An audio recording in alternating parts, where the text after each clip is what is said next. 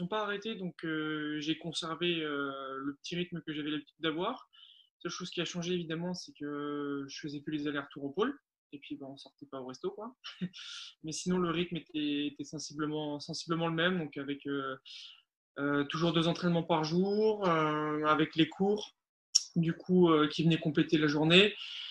Voilà, après, il y a eu une petite période où j'ai coupé l'ergot, où je faisais surtout beaucoup de vélo.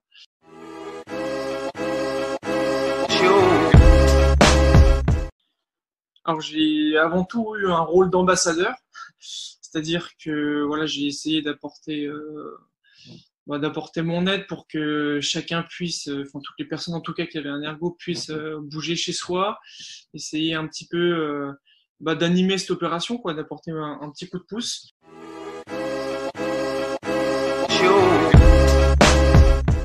On a eu la chance de retourner sur l'eau le mardi 12 mai à Nancy.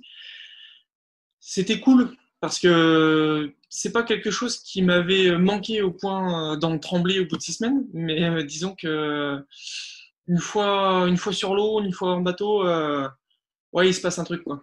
Je me dis que c'est ce qui m'a fait dire que j'étais toujours passionné d'aviron. Donc ça, c'était un plaisir déjà de constater ça. Et puis surtout, c'était cool aussi de voir que finalement, ça s'est mieux passé que ce que je pensais en termes de sensations. C'est-à-dire que j'ai ressenti la même chose que quand on revient du stage de ski de fond, par exemple, de 10 jours. Donc là, après un arrêt de 10 jours ou de 6 semaines, je me suis rendu compte que c'était sensiblement la même chose, si ce n'est que je me suis senti et je me sens encore actuellement toujours un peu plus malléable. Donc comme si finalement les bases étaient conservées et que tout ce qu'il y a autour finalement, tout ce que je pouvais avoir finalement plus de mal à changer il y a encore 2 3 mois, aujourd'hui c'est plus simple. Donc ça a apporté pas mal de souplesse.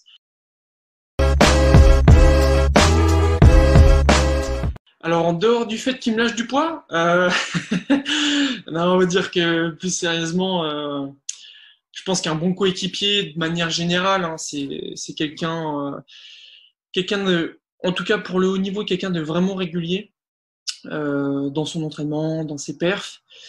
Après, ce qui concerne le double poids léger en particulier, je pense que c'est mine de rien assez confortable d'avoir quelqu'un qui est facile à vivre parce que il y a déjà suffisamment de pression avec les courses, les différents enjeux des championnats.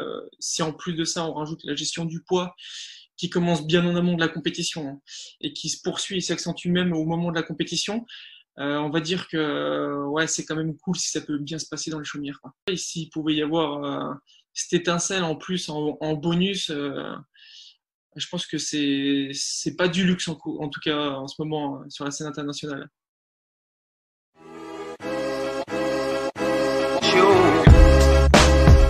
Enfin, au vu du contexte un peu particulier, il y a un piège à éviter, c'est celui de la motivation finalement, c'est-à-dire qu'il y a pas mal de rameuses et de rameurs qui sont formatés et préparés pour 2020, et le fait que ça a été décalé, le fait qu'une année olympique passe en année pré-olympique, ça peut, je pense, devenir préjudiciable sur la motivation et donc sur la qualité de l'entraînement. Il n'y a pas de secret finalement. Le travail, il se fait pas l'année olympique, quoi. Donc voilà, l'idée c'est de se dire qu'il faut saisir, voir ça comme une opportunité, et la saisir pour faire vraiment encore plus de la qualité cette année et l'année prochaine être vraiment prêt et finalement se dire que on peut être encore plus prêt l'année prochaine que ce qu'on aurait été cette année. Voilà, il faut réussir à se convaincre de ça. Après, avec finalement la date des Jeux qui reste sensiblement la même, il y a quand même de fortes chances que ça arrive. C'est-à-dire que, à mon avis, la Regate de Cali va avoir lieu sensiblement au moment où elle devait avoir lieu cette année, au mois de mai. Donc, je pense qu'on va pas être dépaysé. On va se retrouver sur une saison, voilà, relativement traditionnelle qui va pas vraiment s'écarter des sentiers battus. Donc, on peut y ajouter juste un point fort, ce serait que la sélection du double pour léger français, en tout cas en interne, je parle que du double pour léger français, hein, évidemment, se fasse peut-être plus tôt que d'habitude, pour que cette fois on ait plus le temps de bosser et qu'on n'ait pas ce sentiment de précipitation à partir du mois d'avril où il y a déjà des Coupes du Monde qui arrivent, la regate de qualif, et que ça fait seulement 2 semaines qu'on bosse officiellement avec le collègue, quoi.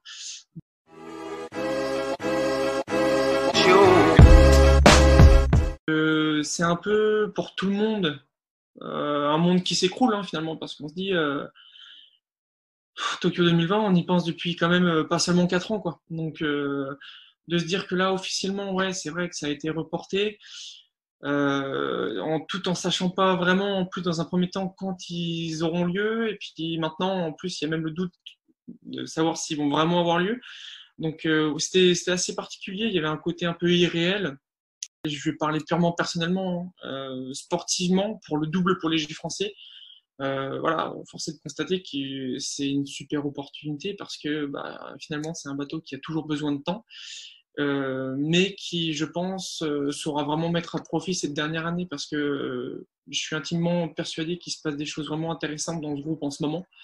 Et cette année-là peut vraiment être plus efficace que les autres. C'était aussi censé être la fin des poids légers en 2020. Là, c'est en 2021. Donc, moi aussi, dans ma tête, je m'étais conditionné à ce que cette année, ce soit mes dernières pesées, quoi.